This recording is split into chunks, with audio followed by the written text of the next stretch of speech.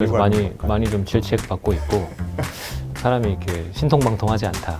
뭐 작도를 좀 못한다. 뭐 이런 얘기들 많이 듣고 있고 요즘에 특히나 인천을 지목하신 분하고 비교하시는 분의 지적도 받았습니다. 그래서 네, 뭐 아무튼 뭐 다 저의 잘못이니까. 네. 누구나 내 집 마련하는 그날까지 오늘은 이맘때면 생각나는 소상공인 이상우 인베이드 투자자문 대표님 오셨습니다. 안녕하세요. 예, 소상공인 이상우입니다. 회사 다니는 게 생각보다 편하고 좋습니다, 여러분. 모두 다 회사 생활 열심히 하시기 바랍니다.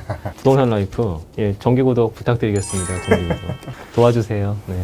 지난해 말 저희 채널에 나오셔가지고 2021년 가격을 전망하셨어요. 근데 이제 서울이 9.9% 상승할 거라고 내다보셨는데 올해 들어서 6.6% 뭐 KB 기준으로 올랐더라고요. 그거는 지수 기준. 네. 그리고 평균 매매가 기준으로는 조금 더 올랐을 거예요. 8은 안 되고 네. 7.6인가? 7.7인가? 그런 것 같은데 어제 보니까.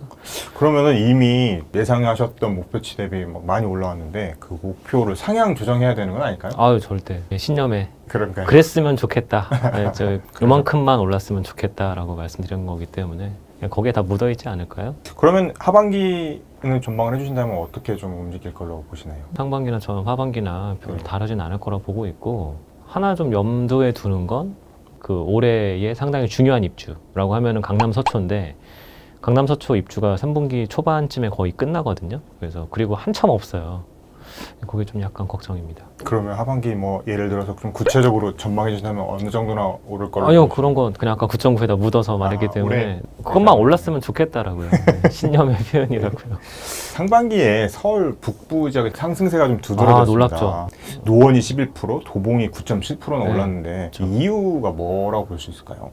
그거 다들 오해하고 계시는 분들 많은데 야 거기가 좀 싸지 않냐 이게 뭐 완만하니까 뭐 그런 얘기 하시는 분들이 생각보다 많으세요. 근데 저는 왜 그렇게 생각하시지? 라는 생각이 되게 강한 게 서울시장 선거 때 왜 이렇게 나왔냐 뭐 재건축에 대한 다들 막 열망이냐 그것도 그건데 제가 세금 때문이다라고 말씀드렸었는데 근데 노원이나 이런 쪽은 지금 재건축 이슈가 서울에서 제일 빨라요. 오히려 강남 2구, 강남 3구 여기가 빠른 게 아니라 노원이 가장 빠릅니다. 작년이죠. 재작년부터 그 목동의 안전진단 하나씩 나올 때마다 목동 가격이 막 들썩들썩 했는데 지금 거기는 단지가 목동보다 한 5배는 많거든요.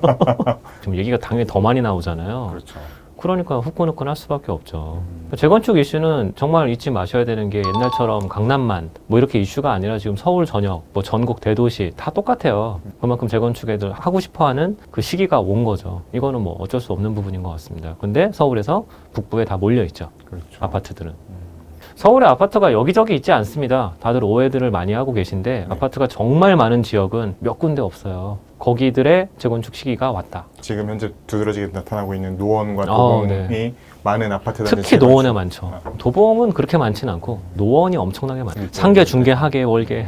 사실은 연하에 넘었어요. 네. 중계, 하계는 좀 안 넘었고 상계동은 넘은 지 한참 됐죠. 88올림픽 생각해 보셔야 됩니다. 88올림픽. 호돌이가 언제예요 도대체. 그렇죠. 그래서 초등학생 입학할 때쯤 봤던 것 같은데. 그때 새 집이었습니다. 그때 새 집. 그리고 또 연말 전망에서 강세 지역으로 꼽았던 서연고 안과 그거 자꾸 회자되네요. 예, 그렇게 묶으셨는데 서초, 연제, 고양, 안양, 과천. 과천 이렇게 묶으셨는데 이 가운데 유일하게 서울 지역인 그 서초가 좀 다른 지역에 비해서 조금 상승세가 눈에 띄지 않았어요. 네, 맞아요. 그래서 많이 좀 질책 받고 있고 뭐 사람이 이렇게 신통방통하지 않다. 뭐 작도를 좀 못한다. 뭐 이런 얘기들 많이 듣고 있고 요즘에 특히나 인천을 지목하신 분하고 비교하시는 분의 지적도 받았습니다. 저는 뭐 아무튼 뭐 다 저의 잘못이니까. 네. 근데 서초는 제가 생각했던 이벤트들이 약간씩 늦어졌어요. 약간씩. 근데 그게 요즘 들어서 두두두둑 다 진행이 되는 것 같아요. 그래서 서초는 올해 제가 가장 걱정했던 게 이사. 사람들이 대규모로 이주를 나가면 조금 빨리 나갈 줄 알았어요. 근데 그 조금 늦어진 효과가 지금 2주 동안 KB든 감정원이든 전세 가격 흐름을 구별로 보면 엄청나죠. 그렇죠. 또 1, 2, 4주구가 지금 나간 이슈라고들 많이들 알려져 있는데 3주구도 나가야 되거든요. 3주구가 작다고 하지만 그렇게 작지도 않거든요. 그래서 서초구는 이제 전세 가격이 되게 올해 좀 힘들죠. 그리고 제가 아까 시작할 때 말씀드렸지만 강남 서초의 입주가 좀 있으면 거의 다 올해부는 다 끝나요.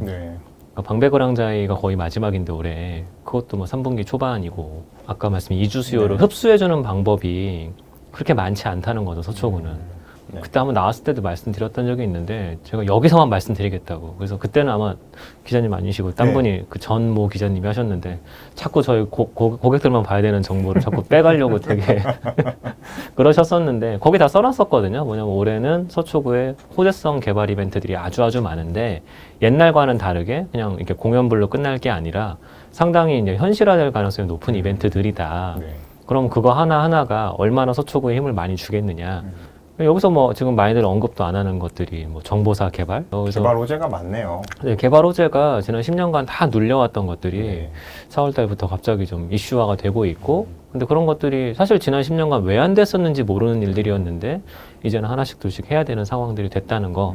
그러면 서초구도 본격적으로 이제는 이런 것들이 이 현실화되기 시작하면서 올라갈 가능성이 근데 높겠네요. 사실 되게 많이 올랐어요. 제가 여기서 맨날 해보는 게 있는데 제가 동별로 한번 보거든요. 그거는 지표가 따로 안 나와서 제가 정말 노가다를 합니다. 정말 빡칩니다. 하나하나 다. 굉장히 힘든 일을 해서 계산을 하는데 저번 달 1등이 방배동이었어요. 강남. 그래요. 방배동 같은 경우가 더 놀라웠던 건 그 아까 반포주공하고 근접해 있는 아파트들 같은 경우는 전세가가 한 달에 40%가 올랐더라고요. 그래서 그러니까 물론 엄청 쌉니다. 낡았기 때문에 엄청 전세가가 낮은데 그런 이주 효과들로 인한 이렇게 약간 풍선 효과들이 전세값을 팡 튀어주는 효과들도 있고 뭐 거기도 재건축 안 하는 것도 아니니까 또 이슈들도 있고 하니까 그러니까 참 재밌죠. 그래서 강남 서초구에서 다들 뭐 압구정 뭐 이런 것도 아니더라는 거죠. 마이크 타이슨이 한 대 때리는 거랑 제 주변에 그 이렇게 헬스 열심히 하시는 분이 한 대 때리는 거에 그 파괴력이 다르잖아요. 다르죠. 그래서 강남구와 서초구의 문제는 기본 가격이 다르기 때문에 상승률이 여기서 붙어버리면 그렇죠. 파괴력이 좀 많이 큽니다. 그렇죠. 일단 전세가가 먼저 오르고 그다음에 매매가도 같이 지금 따라서 오를 가능성이 높다. 근데 그렇게 돼버리면 또 사람들 고민이 많아지는 거예요. 뭐냐면 어떤 고민? 흔히 말하면 갭이 작아지잖아요. 그렇죠. 물론 뭐 5천만 원, 3천만 원 아닌데 막 줄어들면 또 마음이 약간 두근세근 그렇죠. 거린다는 거죠. 벌써 6월인데 하반기 이제 매매가 그리고 전세, 매매 및 전세 포함해서 좀 불안이 좀 심해질 것으로 보이는 것을 짚어주실 수 있을까요? 전부 다 할 것 같은데요. 서울시 전역이요? 아니, 전국이 다 그런 것 같은데요. 전국이 제가 매주 가격을 말씀을 드리고 있는데 서울은 올해 거의 안 올랐어요. 그렇죠. 참고로 엄청나요. 지방 같은 경우 특히 경기도 같으면 서쪽 고양 파주 그쪽부터 김포를 통해서 인천을 통해서 저 밑에 시흥 저기 평택까지 이쪽이 빨개요. 서쪽이 그 미세먼지 지도 같아요. 이렇게 그라데이션이 돼 있어요. 그래서 그렇다면은 이거는 지금 전국적으로 지금 벌어진 현상이다 이렇게 말씀하셨는데 서울에서는 좀 짚어보면 어디가 좀 있을까요? 개발이 진짜 한두 개가 아닌데 그런 지역 개발뿐만 아니라 그리고 올해 제일 안 오른 게 강남 서초라서 다른 데들은 자기 속도대로 가고 있고 아까 말씀하신 도봉 노원 같은 경우는 뭐 거의 탈서울 수준의 상승률을 보이고 있는데 그러니까 거기가 안 오른다는 뜻이 아니라 안 올랐던 데가 더 많이 오르겠죠. 그렇죠. 근데 그랬는데 아까 마이크 타이슨 말씀드린 것처럼 묵직한 애가 그 속도로 똑같이 따라가면 어떻게 되겠냐는 거예요. 그래서 그게 걱정이라고요. 그래서 작년 말부터 계속 말씀드렸던 이슈가 그런 것들입니다. 정부가 사실 강도 높은 공급 대책까지 내놨는데도 집값이 이렇게 안 잡히는 건 왜일까요? 사람들의 마음을 못 샀던 거 아닐까요? 심리다. 결국은 심리를 안정시킬 정도의 얘기를 해야 되는 건데 어디까지나 자기만 마음에 드는 숫자를 내놓는 것 같은 느낌? 좀 그런 느낌이에요. 뭐냐면 영국 2차 대전 때 터치. Keep calm인가요? 침착하라고 한 거 있었는데 그런 것들을 딱 정부가 발표를 하면 국민들도 침착해야 되는 게 원래 정상이죠. 원래. 그렇죠. 근데 왜 지금까지 계속 사람들이 침착하지 않을까는 신뢰를 못 얻었던 것 같아요. 정책에 대한. 그래서 정부가 정책의 신뢰를 국민들은 심어주지 못했다. 그거는 사실 부모님도 똑같은데 저도 애 키워보니까 애들이 제 말을 잘 들으려면 제가 되게 모범을 보여야 되고 애들이 아버지 어머니 말은 들어야 된다 이런 것들을 때려서 가르치는 게 아니라 자연스럽게 그렇죠. 존경이죠 일종의 그리고 경외 막 무섭고 약간 그런 게 있어야 되는데 그런 것들이 이제 시장에서 잘 안 먹히는 것 같아요. 아까 공급책도 비슷한 것 같고요. 그리고 대표적으로 뭐 LH 같은 거 겪어보니까 그렇죠. 불신이 더 커졌죠. 사람들이 화가 좀 나야 말이죠. 좀 이건 LH 사태는 좀 심각하잖아요. 근데 뭐 해체는커녕 뭐 이번에 쇄신안 보니까 뭐 회사를 3개로 만드네요 안에 사장님도 3명 되고 뭐 잘 다 만드는 느낌이에요. 그렇죠. 그건 좀 어려운 문제인 것 같아요. 사람들에게 마음을 사는 거. 또 지금 오세훈 시장 당선 이후에 또 재개발 관련된 활성화 방안을 내놨습니다. 이런 기대감도 좀 반영된 게 아닐까요?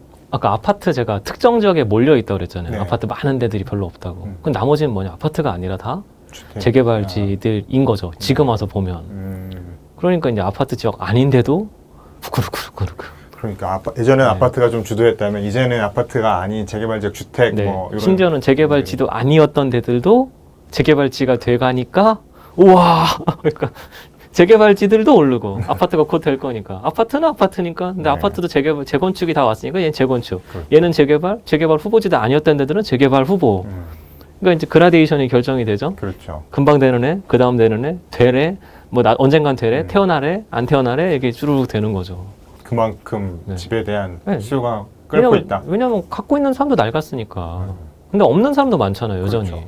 사람들이 얼마나 집을 사고 싶어 하느냐. 근데 그 마음을 아까 안정시키려면 그렇죠.